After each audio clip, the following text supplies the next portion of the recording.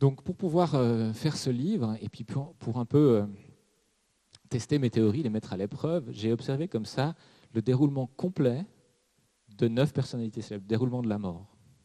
Alors je n'ai pas pu le mettre dans le livre finalement, c'était une grande déception pour moi, mais une fois que vous avez vendu votre livre, il y a des choix que l'éditeur, l'éditrice fait pour vous qui sont compliqués. Mais là, je vous en parle parce que je trouve ça assez fascinant. Donc vous avez Amelia Earhart en haut, la pilote américaine qui a disparu en vol, Marilyn Monroe à gauche, Carl Jung en bas, qu'on a vu avant plus jeune sur la photo, Eddie Lamar à droite, et puis Einstein, jeune.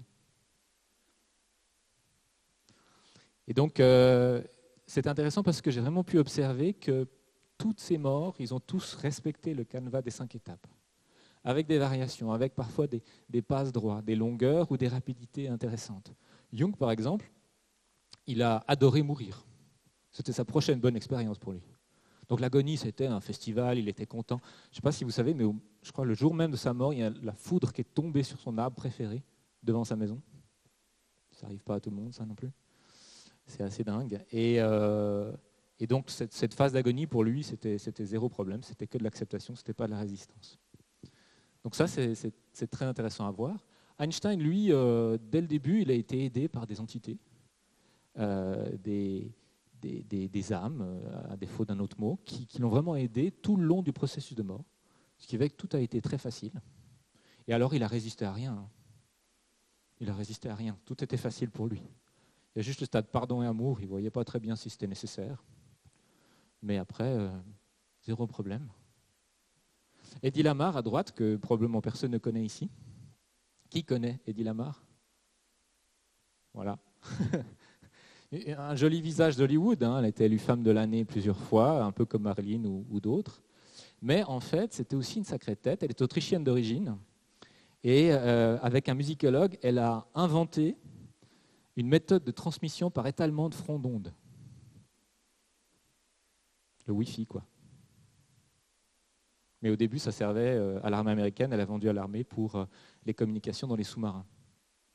Donc vraiment quelqu'un de très intelligent. Marilyn Monroe, que je ne vous présente plus, Amelia Earhart non plus. Et en fait, ils ont toutes eu des morts très intéressantes, très diverses. Mais notamment pour Eddie Lamar, par exemple, une très grosse résistance dans la vacuité, avec un refus complet de ce moment de l'obscurcissement de la conscience, là où elle était très intelligente, c'est son intelligence qui a résisté pendant des années.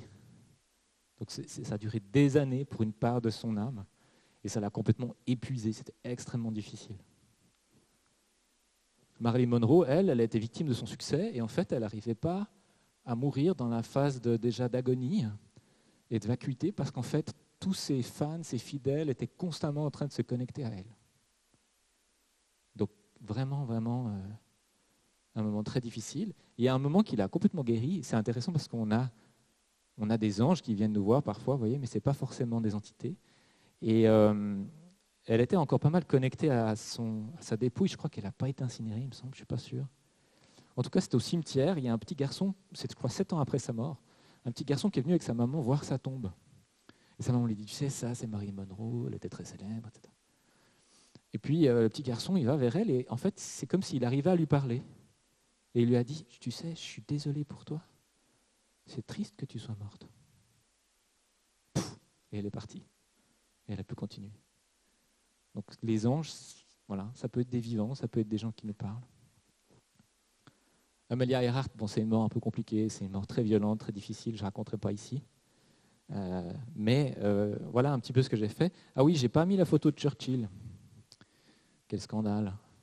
Churchill, c'est hyper intéressant. Vous connaissez sans doute le Premier ministre d'Angleterre pendant la Deuxième Guerre mondiale. Il a une vie très complexe, avec plein de bagarres de toutes sortes. Mais alors, sa mort, c'était quelque chose. Alors, il a eu le même problème que Gandhi. Churchill et Gandhi, au moment de l'agonie, quand ils sont sortis du corps, après, il y a tout un peuple qui les a pleurés. Et donc, un peu comme Marilyn, c'est comme si tout à coup, on ne s'appartient plus. C'est comme si l'âme, elle est ballottée dans tous les sens, qu'elle est en mer, qu'elle est agitée par... Elle est connectée au chagrin et à la tristesse de plein de monde dans le monde. Ça, c'est horrible, quoi. Horrible.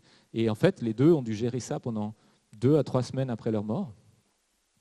Non, Churchill un peu moins longtemps, parce qu'encore était exposé à Westminster, et c'était très dur, plusieurs jours. Mais dès l'instant où il a eu ses funérailles publiques, après tout à coup là, il était content, il y avait des canonnades, il y avait des défilés, ça lui a fait du bien de cette reconnaissance, puis après il a lâché.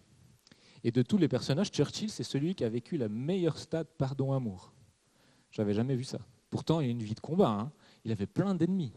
Mais au moment où il était d'entrer dans le stade pardon-amour, il a dit « Ouais, c'est fini maintenant. Mes ennemis, c'était mes ennemis, je les ai battus, c'est réglé. Mes amis, c'est mes amis, les autres, je leur pardonne. »